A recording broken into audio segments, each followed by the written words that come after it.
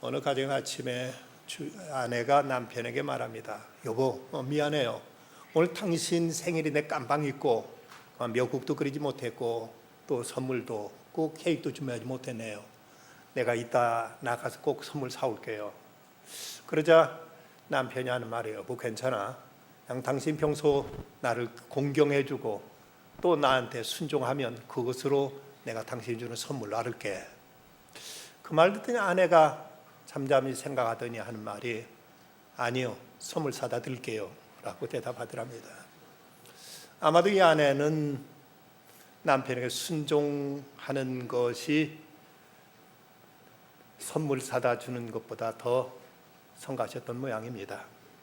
그러나 서양 격언에 보면 현명한 아내는 남편에게 복종함으로 남편을 다스린다는 이런 역설적인 말도 있습니다.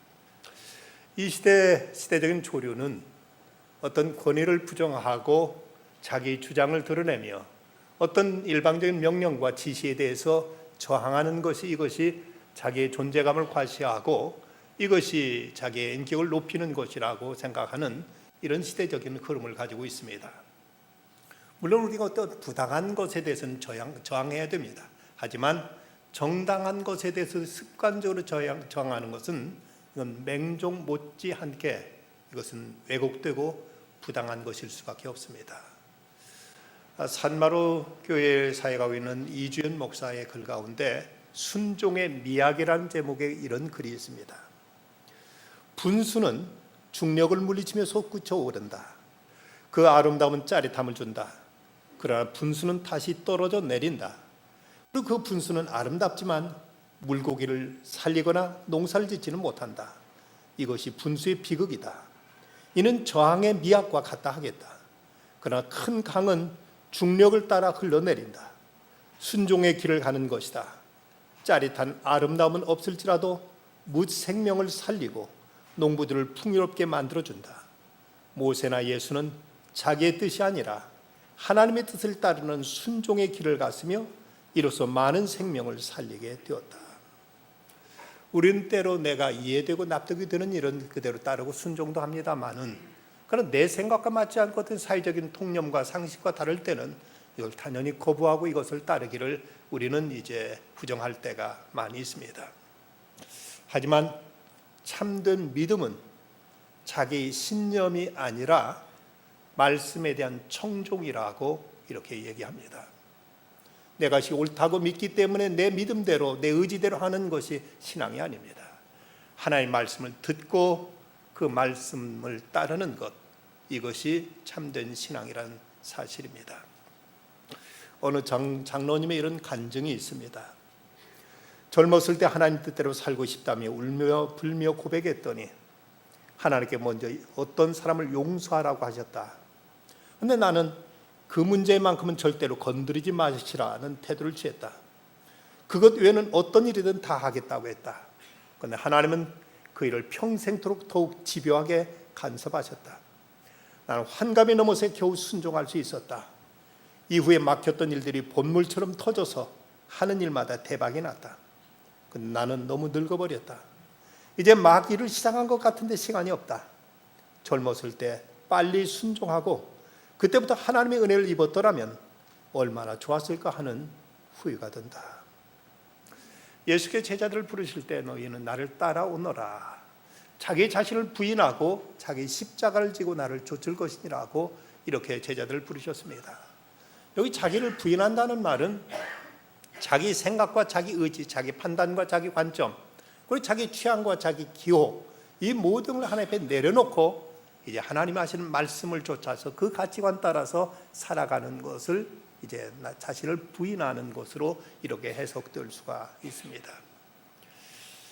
종교개혁자 깔뱅은 말하기를 주님의 명령을 순종하지 않으면서 그분의 약속을 의지할 수는 없다 말했습니다.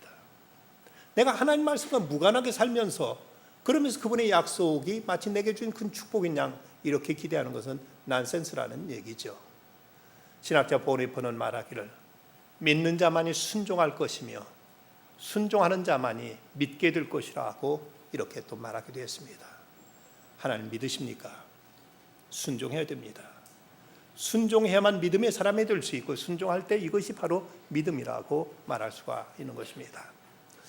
베드로가 처음 예수를 만난 것은 세례 요한을 만나러 광야로 나갔다가 자기 형제 안드레가 메시아를 만났다는 그 말을 듣고는 예수님께 나갑니다. 그때 예수님께 하시는 말씀, 내가 요한의 아들 시몬이니 장차 게바라 하리라 하시니, 게바는 번역하면 베드로라. 이때 예수님께로부터 영광스럽게도 베드로라는 이름까지 받았지만 그 다음에 바로 예수님을 따랐던 흔적이 없습니다. 아마도 예수님께서 너 집에 돌아가서 곰곰이 생각해보고 그 분명한 결단이 서거든 그때 나를 따르라 하고 이렇게 돌려보낸 듯 싶습니다. 하나님께 사람을 선택해서 쓰실 때는 때로 그를 테스트해서 이 사람이 하나님이라 할 만한 사람인가 점검하시고 그리고 쓰시는 경우들을 종종 성경에서 찾아볼 수가 있습니다. 하나님께 모세를 부르실 때 너는 과연 애굽 왕궁의 모든 영광보다도 하나님 나라를 위해서 그리고 이 백성들을 구원하는 일을 위해서 내 자신을 바칠 각오가 되느냐, 이것을 시험해 보시고 나서 하나님께서 쓰셨습니다. 하나님께서 다윗을 쓰실 때는 그가 진정 이스라엘의 목자가 되기 위해서 먼저 자기 집에서 자기 아버지의 말씀을 따라서 묵묵히 목자로서 양들을 돌보며 일하는 그 충성심과 성실함을 확인하시고 나서 하나님은 이제 다윗을 이스라엘의 목자로 삼으셨습니다. 하나님께 엘리사를 쓰실 때는 그가 자기 스승 엘리야를 위해서 끝까지 성실하게 헌신하고 봉사하고 따르는 그 모습을 보시고 엘리야를 뒤를 이어서 이스라엘에 대해 선지자로 하나님께서 세우신 것을 보게 됩니다. 그렇다면 하나님께서 베드로를 들어 쓰실 때도 몇 가지 테스트를 거쳐서 그를 하나님의 위대한 사도로 쓰신 것을 볼 수가 있습니다. 먼저 오늘 말씀을 통해서 하나님께서 예수님께서 베드로를 테스트하신 것은 먼저 그에게 헌신의 자세를 주님께서 살피셨습니다. 오늘 말씀 1절과 2절, 무리가 몰려와서 하나님 말씀을 들을새 예수는 게네사렛 호수에 가서서 호숫가에 배 두 척이 있는 것을 보시니 어부들은 배에서 나와서 그물을 찌는지라. 베드로는 지금 밤새껏째 물고기를 잡기 위해서 그물을 던지고 했지만 한 마리 물고기도 잡지 못하고 양호들은 다 틀렸다 하고는 이제 그물을 다 씻어서 개어놓고 있는데, 이때 예수님이 오시더니 베드로가 하신 말씀, 이 배를 무태에서 좀 띄어가지고 거기서 내가 하나님 말씀을 전해야 되겠다 하고 이렇게 말씀하시는 것입니다. 지금 베드로가 예수님의 이 말씀을 따라서 순종하기 위해서는 적어도 두 가지 희생이 있어야만 됐습니다. 하나는 그는 밤새껏 애쓰고 고생하고 피곤하게 물고기 잡느라고 수고했기 때문에 지금은 집에 들어가서 빨리 잠자고 먹고 잠자는 것, 쉬는 것이 그에게 급선무였을 것입니다. 그런데 예수님께서 아니다, 더 그보다 먼저 할 일이 있다, 너 나한테 시간 좀 내야 되겠다 하시고, 두 번째 이제 네 배를 좀 써야 되겠다 하고 말씀하신 것입니다. 저 베드로에게 시간과 그의 재산, 물질을 쓰시겠다는 이런 예수님의 요구가 그에게 주어집니다. 요즘 사람들은 이기적이라서 하나님의 어떤 말씀 앞에서 쉽게 자신을 내어놓기를 원치 않는 사람들이 많이 있습니다. 그나마 어떤 사람은 시간은 내겠지만 돈은 못 내겠다, 어떤 돈은 내겠지만 시간은 드리지 못하겠다 하고 이렇게 거부하는 사람들이 많습니다만은, 지금 예수님은 베드로에게 이제 말씀하십니다. 너 피곤하고 바쁘겠지만 아니다, 먼저 할 일이 있다, 네 배를 내가 먼저 써야 되겠다 하고 이렇게 말씀하시는 것입니다. 이런 주님의 말씀 앞에 베드로는 순종합니다. 그 어떤 일이었든지 베드로는 주님 앞에 자기의 배를 내어드리고, 그리고 이제 그 호숫가에서 예수님 말씀을 듣고 예수님께서 그 배를 이용하실 수 있도록 배를 그가 조종하고 배를 이제 운항하면서 주님을 헌신하고 봉사하는 모습으로 나타나는 것입니다. 어떤 목사님에게 페트라는 젊은 여성이 찾아와서 우울한 얼굴로 와가지고는 자기 이제 고민을 얘기합니다. 사연인즉슨 2년 전에 자기가 하나님께 기도하면서 어떤 단기 선교를 위해서 자기가 헌신하겠다고 약속을 했는데, 근데 막상 생각해 보니까 자기에게 지금 결혼 문제가 급선무라는 생각이 들어서 자기가 아직 결혼하지 못한 입장에서 선교사를 가는 것이 이것이 좋지 않다 생각해 가지고 계속 그 교편 생활을 하면서 2년 동안 남자들을 찾아봤지만 자기 만나는 남자는 나타나지 않고 시간만 2년을 길게 보내면서 마음의 답답함과 우울함 속에 보냈다. 어쩌면 좋겠느냐 하고 목사님께 이런 하소연을 했습니다. 목사님이 그녀에게 어드바이스 하기를, 당신의 소원이 이루어지기를 원한다면 먼저 하나님께 드린 약속부터 지키십시오 하고 단호하게 이렇게 일렀습니다. 그런데 이 베테랑 여성이 어렵지만 하나님 말씀에 순종해서 그 모든 걸 정리하고 아프리카의 기니아로 선교사로 떠났습니다. 그런데 놀라운 일은 그 아프리카의 그 밀림 속에서 아주 준수한 훌륭한 남자를 만나서 그곳에서 결혼의 가정을 이룰 수 있었다는 것입니다. 때로 우리가 하나님 앞에 소원을 아뢰고 하나님 앞에 우리들의 어떤 기도의 제목을 가지고 간구할 때 이것이 이루어지고 있지 않다면 겸손하게 먼저 내가 하나님께 드린 약속은 지켰는가를 우리는 먼저 깊이 돌아볼 필요가 있습니다. 하나님 말씀에 내가 순종하고 있는가를 먼저 점검할 필요가 있을 것입니다. 두 번째 예수님께 베드로에게 확인하신 것은 그의 순종하는 자세입니다.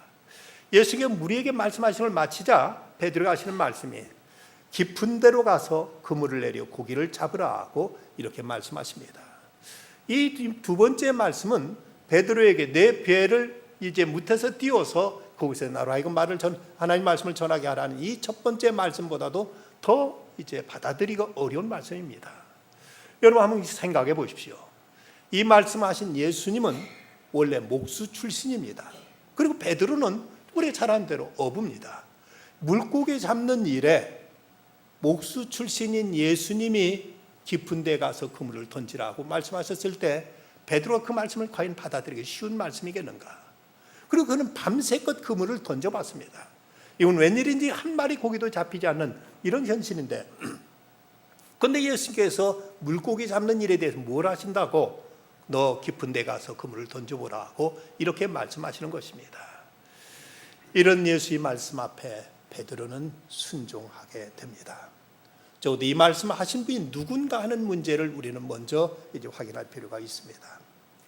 2차 대전 때 영국의 전함인 그레이스 호웨가 이제 운항을 하다가 그가 앞에 어떤 한밤중에 앞에서 불빛이 반짝거리는 이제 모습을 발견하고 그 배의 함장이 이대로 계속 순항하다가는 저 앞에 있는 이제 물체와 충돌하겠다 싶어서 그래서 이제 불빛을 통해서 신호를 보냅니다. 여기는 그레이스호, 영국의 대영 제국의 군함이다.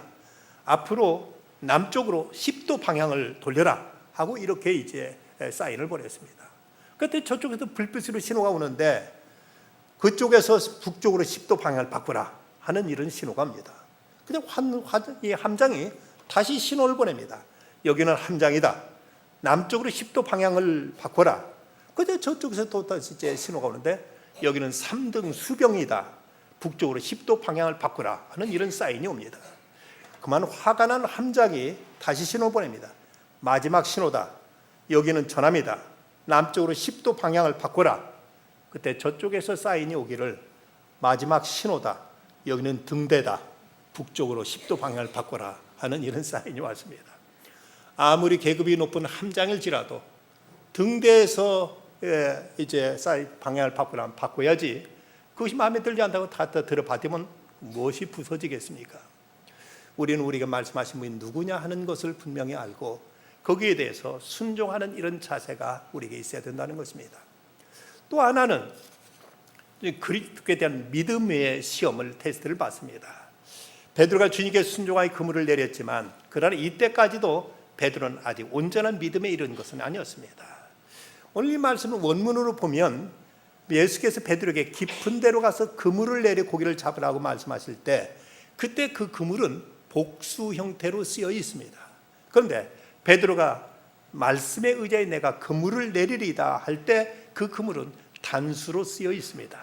그렇다면 예수님은 내가 가지고 있는 모든 그물들을 다 내리라고 말씀하셨는데 이때 베드로는 그 예수님 말씀에 순종하려고 보니까 지금 자기가 물고기 잡고 그물들을 씻어서 이걸 다 개놓고 했는데 그 그물들을 전부 다 물에 던진다는 것은 다 번거로운 일이고 헛된 수고라고 생각해서 차마 또 예수님 말씀하시는데 이 말씀은 불순종하기는 그렇고 해서 그물 중에 하나를 가지고 이제 그 바다에 던졌다는 것입니다. 그런데 그 그물에 물고기가 가득 차서 찢어질 정도로 많은 물고기가 이제 걸려들게 되자 이제 옆에 있는 다른 배에게 부탁해가지고 이리 와서 나를 도와달라고 해가지고 2배 가득이 물고기를 잡게 되었다고 이렇게 기록하고 있습니다. 그가 예수님 말씀에 순종했더라면은 그가 가진 모든 그물들을 다 던졌더라면 그물이 찢어지는 일은 일어나지 않았을 것입니다. 그런데 어느 한 성서학자는 이 장면을 이렇게 해석하고 있습니다. 베드로의 그물이 찢어지는 순간 베드로 그의 자아와 그 얄팍한 인간적인 계산과 이성도 함께 찢어졌다.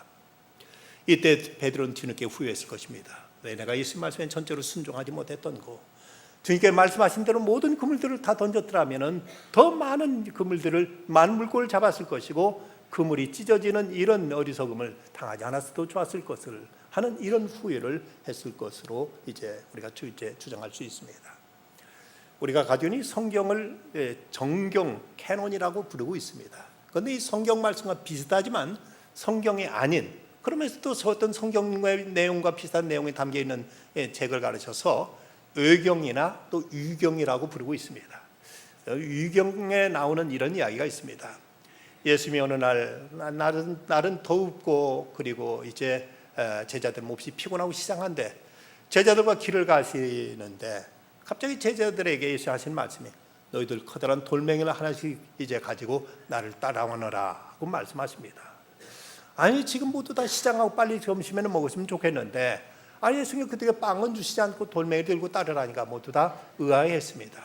그 중에서도 의심 많았던 가룟 유다가 예수님 말씀에 도무지 이해가 되지 않고 납득이 되지 않아서 베드로라든지 다른 제자는 큼직한 돌을 어깨에다 메고 땀을 뻘뻘 흘리면서 언덕을 오르고 있는데 자기는 아무 돌에도 다 집으면 되겠지 해서 조그만 공깃돌만한 돌을 하나 주워가지고 자기 주머니에다 집어넣고는 그리고는 예수님이 가자는 데를 갔습니다. 언덕을 오르니까 시원한 그늘이 있었고 그늘 밑에 예수님께 내려놓으라고 말씀하시더니 다 같이 기도하자 하고 말씀하시더니 식사 기도를 하시는 겁니다. 기도가 끝나다 보니까 모든 돌덩어리가 모두 다 빵으로 변해 있더라는 것입니다. 다른 제자들은 아주 배부르게 넉넉히 점심을 먹을 수 있었지만 약삭빠르게 계산했던 이 가룟 유다는 조그만 콩만한 빵밖에 먹을 수 없었다는 이런 위경에 나오는 전설 같은 이야기가 있습니다. 사실 여부는 알 수는 없습니다만은 우리가 하나님 말씀에 얼마만큼 전적으로 순종하느냐, 주님께 대한 믿음, 이것을 주님께서 이제 테스트할 때가 있다는 것입니다. 베드로가 예수의 말씀에 순종해서 2배 가득 물고기를 잡는 기적을 체험하자 이때 이런 고백을 주님 앞에 드리게 됩니다. 본문 8절 말씀, 시몬 베드로가 이를 보고 예수의 무릎 앞에 엎드려 이르되 주여 나를 떠나소서 나는 죄인이로소이다. 여기서 베드로는 놀라운 2가지 사실을 깨닫게 됩니다. 그 첫째는 예수님이 하나님이시라는 사실을 비로소 그는 여기서 깨닫게 됩니다. 베드로는 예수님께서 깊은 데로 가서 그물을 내려 고기를 잡으라 말씀하실 때 거기에 대해 대답한 말이 5절 말씀에 보면 선생님 우리들이 밤이 새도록 수고하였을 잡은 것이 없지만은 말씀에 의지해 내가 그물을 내리이다 하면서 예수님을 선생님으로 부르고 있습니다. 이걸 보면 이때만 해도 베드로는 예수님을 하나의 랍비 정도로 종교적인 지도자들 정도로 생각했지 예수님을 메시아로 생각했거나 하나님을 생각한 것이 결코 아니었습니다. 그런데 이제 예수님 말씀에 순종해가지고 그물을 던졌더니 그물이 찢어질 만큼 많은 고기가 잡히는 걸 보자 그가 대답한 말 주여 나를 떠나소서 나는 죄인이로소이다 하고 고백합니다. 여기서 베드로 예수님을 부르는 호칭 자체가 완전히 달라졌습니다. 이전에는 선생님 하고 부렸던 그인데 예수님 말씀에 순종해서 그물을 던졌을 때 이런 놀라운 기적이 일어나자 이제 당장 예수님을 향하여 주여라고 하나님이라고 이렇게 부르고 있는 모습을 보게 됩니다. 진정 그는 여기서 예수님 능력과 권세를 절실히 깨닫고 예수님의 그 모습이 이분은 평범한 사람이 아니라 바로 메시아 예수 그리스도 하나님이심을 그는 바로 알았던 것입니다. 우리가 이런 일들을 통해서 하나님을 제대로 알 수 있고 만날 수 있다는 것, 내가 영원히 따르고 섬길 만한 이런 메시아를, 이런 주님을 찾을 수 있다는 것, 이것이야말로 가장 큰 축복이요 가장 큰 은혜가 아닐 수가 없습니다. 한용운 시인은 그의 시 가운데 복종이란 제목 이런 시를 썼습니다. 남들은 자유를 사랑한다지만은 나는 복종을 좋아해요. 자유를 모르는 것은 아니지만 당신에게는 복종만 하고 싶어요. 복종하고 싶은데 복종하는 것은 아름다운 자유보다도 달콤합니다. 이것이 나의 행복입니다. 그러나 당신이 나더러 다른 사람을 복종하라면 그것만은 복종할 수가 없습니다. 다른 사람을 복종하려면 당신에게 복종할 수 없는 까닭입니다. 내 존재를 다 바쳐서 내 인격을 완전히 그분께 드려서 내가 진정 존경하고 신뢰하고 믿고 따르고 순종할 분을 만날 수 있다는 것, 이건 큰 축복이 아닐 수 없습니다. 베드로는 그 순종을 통해서 메시아 예수님을 만나게 되고 깨닫게 되고 그분을 따를 수 있게 되었습니다. 또 하나 그가 깨달은 것은 자신은 죄인이란 사실을 깨닫습니다. 주여 나를 떠나소서, 나는 죄인이로소이다. 이것이야말로 위대한 발견입니다. 그는 물고기를 잡은 이 기적을 체험한 것보다도 더 중요한 그 깨달음은 바로 자신은 주님 앞에 하나님의 사죄 은총을 필요하는 이런 나약한 인간이란 사실, 죄인이란 사실을 깨닫고 주님의 자비와 은총을 구하고 있습니다. 이사야 선지자는 하나님의 거룩한 성전에서 주님의 영광스러운 모습을 배웠을 때 그는 이렇게 탄식합니다. 화로다 나여 망하게 되었도다. 나는 입술이 부정한 사람이요 나는 입술이 부정한 백성 중에 거주하면서 만군의 여호와이신 왕을 배웠음이로다 하였더라. 그때 천사가 제단 숯불을 가지고 와서 그의 입술을 찢으면서 그것을 내 입에 대며 이르되 이것이 내 입에 닿았으니 내 악이 제하여졌고 내 죄가 사해졌느니라는 말씀을 들으면서 하나님의 사죄 은총을 체험하게 됩니다. 우리가 하나님께 순종한다는 것의 그 의미가 뭔가? 그건 무엇보다 먼저는 하나님을 하나님으로 인정한다는 이런 의미가 있습니다. 옛날 종교 개혁자들은 그들이 외쳤던 캐치프레이즈 가운데 하나가 하나님을 하나님 되게 하라는 이런 외침을 이제 가지고 종교 개혁을 일으켰습니다. 하나님을 자기가 필요할 때마다 이제 어떤 문제나 해결해 주시는 해결사 정도로, 아니면 자기가 이제 아쉬운 것, 아니면 자기가 귀찮은 것을 시켜해 주는 이런 심부름꾼이 아니라 하나님을 하나님으로 인정하는 것이 우리들의 신앙의 핵심이고 이것이 복종하는 가장 중요한 이유이기도 한 것입니다. 창세기에 보면 아브라함이 자기 종을 보내서 자기 그 고향에 가서 자기 친척 가운데서 이삭의 그 아내, 자기 며느리감을 골라오라고 이렇게 보냅니다. 그래서 그 아브라함의 종이 저 멀리 하란까지 가서 거기서 물가 리브가를 만나게 되고 리브가를 따라서 이제 부드엘의 집에 찾아가서 자초지족 얘기를 하면서 이 리브가를 자기 주인의 아들 이삭의 아내로 삼게 해달라, 데려가게 해달라고 이렇게 얘기하면서 그들의 의중을 묻습니다. 그때 부드엘과 그의 리브가의 오빠였던 그 라반이 참으로 이런 귀한 대답을 하는 말을 창세기에서 찾아볼 수 있습니다. 이 일이 여호와께로 말미암았으니 우리는 가부를 말할 수가 없노라. 얘기를 차초직을 다 듣고 보니까 하나님이 여기가 인도하셨다는 겁니다. 하나님이 하시는 일인데 어떻게 우리가 좋다 그렇다 말할 수 있겠냐. 우리는 오직 하나님께 따를 것 외에는 우리는 감히 여기 의견을 말할 이런 입장이 못 된다며 전적으로 그대로 거기에 순종하는 이런 모습을 보여주고 있습니다. 이런 글이 있습니다. 너희 날 주라 부르면서도 따르지 않고, 너희 날 빛이라 부르면서도 우러르지 않고, 너희 날 길이라 부르면서도 걷지 않고, 너희 날 삶이라 부르면서도 의지하지 않고, 너희 날 슬기라 부르면서도 배우지 않고, 너희 날 깨끗하다 하면서도 사랑하지 않고, 너희 날 부하다 부르면서도 구하지 않고, 너희 날 영원이라 부르면서도 찾지 않고, 너희 날 어질다 부르면서도 오지 않고, 너희 날 존귀하다 하면서도 섬기지 않고, 너희 날 강하다 하면서도 존경하지 않고, 너희 날 의롭다 부르면서도 두려워하지 않으니 그런데 너희를 꾸짖어도 나를 탓하지 말라. 예수이트 교단을 창설했던 이냐시오는 순종에 대한 이런 말을 합니다. 시체처럼 순명하라. 노인의 손에 들린 지팡이처럼 순명하라. 신은 존재한다. 고로 나는 순명한다. 여러분, 하나님이 존재하신다는 사실 앞에 우리의 자세가 뭡니까? 온 천하 만물을 창조하시고 이걸 다스리고 심판하시는 하나님이 존재하신다는 그 사실 앞에 우리들의 자세는 순종 외에 다른 것이 있을 수가 없다는 사실입니다. 또한 우리가 하나님께 순종한다는 것은 하나님의 지혜와 능력을 신뢰하는 것을 의미합니다. 이사야서 말씀 보면 내 생각이 너희 생각과 다르며 내 길은 너희 길과 다름이니라. 여호와의 말씀이니라. 이는 하늘의 땅보다 높음 같이 내 길은 너의 길보다 높으며 내 생각은 너희 생각보다 높음이라 하고 이렇게 말씀하고 있습니다. 때로 하나님께 우리에게 하시는 말씀은 우리들의 상식과 세상의 어떤 기준과 다를 때도 많이 있습니다. 이럴 때 내 생각과 맞지 않기 때문에 우리가 하나님 뜻을 거부한다면 내 생각이 더 옳다는 이런 이야기가 되고 맙니다.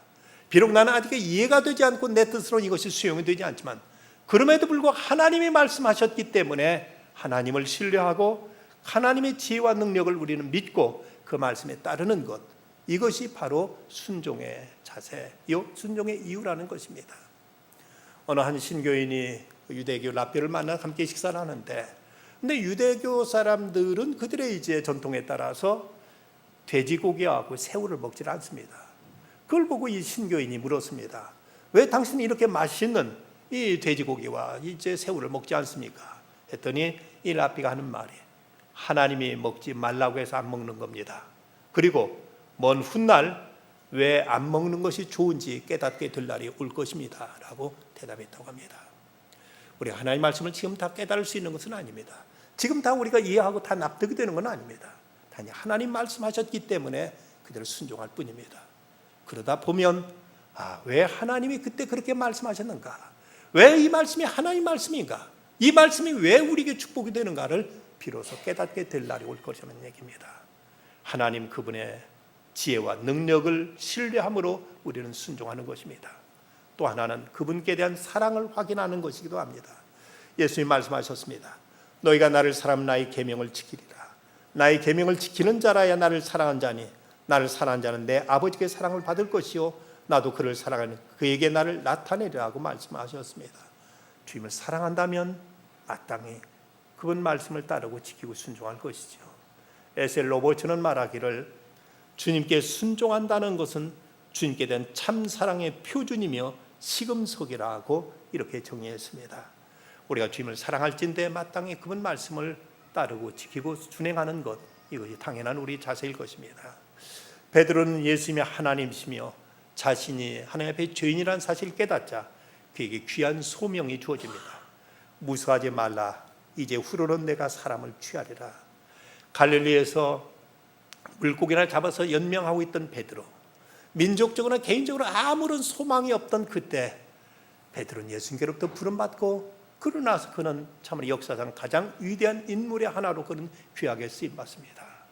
이 땅 그리스도의 몸된 교회를 세우게 되는 초석이 될 수 있었고 그는 그를 통해서 그리스도의 복음이 땅끝까지 전파되는데 위대하게 쓰임받았으며 2000년 교회 역사상 가장 위대한 사도의 하나로 이제 인정받는 이런 은총을, 이런 축복과 특권을 그는 얻을 수 있게 된 것입니다. 오늘 말씀 11절에 보면 그들이 배들을 육지에 대고 모든 것을 버려두고 예수님을 따랐다고 말씀하고 있습니다. 이 말씀과 모든 걸 버려두고 따랐다는 말씀이 참으로 그렇게 아름다울 수가 없습니다. 지금 베드로는 지금 소위 대박난 상황입니다. 물고기 2배 가득 잡아가지고 큰 성공을 거뒀습니다. 어떤 사람들은 쌀 장사하고 보리 장사하고 채소 장사도 안 되니까 목사나 하라는가 보다 하고 모든 안 되니까 어떤 피난처처럼 또 하나님 일을 하겠다고 나서는 사람들이 있습니다만은 베드로는 성공하고 대박나고서 주님께 모든 걸 버리고 주님을 따르는 이런 위대한 결단, 아름다운 선택을 그는 하게 되는 것입니다. 사막의 교부들, 그들이 제자들에게 순종을 가장 철저하게 강조했고 이것을 훈련하기 가장 애썼다고 합니다. 그 이유는 순종이 기독교의 신앙의 가장 기본의 덕이 되기 때문이라면서 순종이 없이는 다른 것들은 다 가질 수 없다. 순종을 훈련했을 때 인내나 온유나 겸손 같은 다른 덕도 얻을 수 있기 때문에 순종이야말로 모든 덕의 어머니라고 이렇게 이제 사막의 수도사들은 이렇게 이제 가르쳤습니다. 이집트 스케티 사막에서 테베 출신한 원로 수도사가 제자한테 사막에다 마른 막대 하나 꽂아놓고는 너는 매일 여기다 양동이로 물을 가득히 갖다 부으라고 이렇게 일렀습니다. 근데 그 낮에는 너무나 뜨거운 것이기 때문에 한 밤에 해가 넘어가면 그때서 이제 물길로 가는데 너무나 멀리 있어서 새벽녘에 돌아올 수 있는 그 먼 길 밤새 걸어서 물을 한 동에 가다가 그다음 물을 붓고 그 다음 또 물을 붓고 그 다음 물을 붓고 이렇게 하기를 무려 3년을 했더니 그 나무에 싹이 나고 꽃이 피고 열매가 맺히더라는 것입니다. 이 사막의 수도사가 그 열매를 따다가 교회에 가서 회중들에게 보여주면서 이것이 순종의 열매요, 받아 먹으시오 하고 이렇게 그 성도들에게 나눠줬다고 합니다. 이것이 순종의 열매다. 어찌 보면 우리가 들으면 이해가 되지 않고 납득이 되지 않습니다. 그럼에도 묵묵히 순종하다 보면 우리가 생각지 않은 하나님 놀라운 능력도, 하나님 놀라운 기적도 이런 곳에서 나타나게 된다는 것입니다. 스위스의 세계적인 심리학자, 정신과 의사인 칼 융이라면 많은 심리학을 전공하는 사람은 모르는 사람이 없습니다. 이분에게 미국의 한 100만 장자가 비행기를 타고 날아와서 이제 상담을 하는데, 자기가 그렇게 불면증으로 도무지 밤에 잠을 잘 수가 없고 온 몸이 다 쑤시고 아픈데 그 병원에 가서 아무리 진찰을 해봐도 원인은 나타나지 않고 치료법이 없다는 겁니다. 할 방법 다 해봤지만 안 돼서 여기까지 왔노라고 이 정신과 의사에게 얘기했습니다. 그러자 칼 융이 소개서를 하나 써주면서 저 모스크바 근교에 있는 한 수도원에 찾아가서 수도원 원장을 만나보라고 이렇게 일렀습니다. 그래서 이제 그 또 다시 비행기를 타고 모스크바에 날아가서 거기에 수도를 찾아가서 원장한테 칼 융이 준 그 소개서를 이제 내밀었습니다. 그랬더니 그 수도원 원장이 묻습니다. 내가 시키는 대로 하겠느냐? 예, 하겠습니다.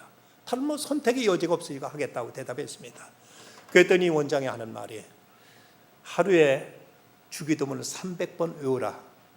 근데 다음 날은 300번 더해서 600번, 또 그 다음 날은 900번, 1200번, 1500번, 1800번, 2100번 이렇게 매일 늘려가면서 이 주기도문을 외우라는 것입니다. 지금 잠은 오지 않고 온 몸은 아파서 견딜 수 없는데 뭔 엉뚱한 이런 얘기를 시킵니다. 달리 방법이 없어서 그는 그대로 순종했습니다. 하루에 300번, 그 다음 날 600번, 900번, 1200번 외우는데 드디어 주기도문을 6000번 외우게 되는 날 온몸에 이상한 기운이 느껴지기 시작합니다. 그러더니 그의 불면증, 그의 이유를 알 수 없는 그 온몸의 통증이 깨끗이 사라져 버렸습니다. 하나님의 능력이 그의 몸을 사로잡았던 것입니다. 이런 얘기를 어떻게 우리가 인간의 논리로 설명할 수 있습니까? 하나님이 하신다 보면 세상에 안 될 일이 어디가 있겠습니까? 오늘 욥기의 말씀, 만일 그들이 순종하여 섬기면 형통한 날을 보며 즐거운 해를 지낼 것이요 만일 그들이 순종하지 아니하면 칼에 망하며 지식이 없이 죽을 것이라. 테리 플럼이라는 사람 말하기를, 성령의 열매는 오직 순종의 정원에서만 자란다고 말했습니다. 사랑도 희락도 화평도 모든 것도 순종하는 그 정원에서만 사랑의 열매, 신앙, 성령의 열매들은 자랄 것이다. 우리가 이성에 매이고 상식에 매여서 이건 이해가 안 되고 이건 받아들일 수 없다고 많은 것을 얼마나 우리는 이제 모든 것을 잘라버리고 판단해버리고 거부합니까? 많은 일단 하나님 말씀이란 사실 앞에서 믿음을 순종하고 보면 그 다음은 하나님이 책임지십니다. 하나님이 역사하십니다. 하나님께서 모든 것을 주장하실 것입니다. 내 모든 이성의 판단 십자가에 못 박아버리고 주신 말씀 묵묵히 순종해 나가는 중에 주께서 기적을 통해서 놀라운 능력과 사랑과 은총으로 역사하시는 하늘의 은혜 가운데 살아가시는, 세상을 이기고 마귀를 이기고 내 자신의 욕심을 이기고 하나님 나라를 이 땅에 세우는 위대한 하나님의 일꾼들이 다 되시기를 주님의 이름으로 축원합니다. 기도하시겠습니다. 거룩하신 아버지 하나님, 오늘도 주의 음성에 순종하여 주 앞에 달려 나왔습니다. 이 시간도 주신 말씀 믿음으로 받습니다. 이 말씀에 하나님 성령으로 감동 감하셔서 이제는 세상에 나가서 이 말씀을 지켜 준행하며 순종하는 삶을 살아가는 저희들 다 되게 하여 주시옵소서. 예수님의 이름으로 기도드리옵나이다. 아멘.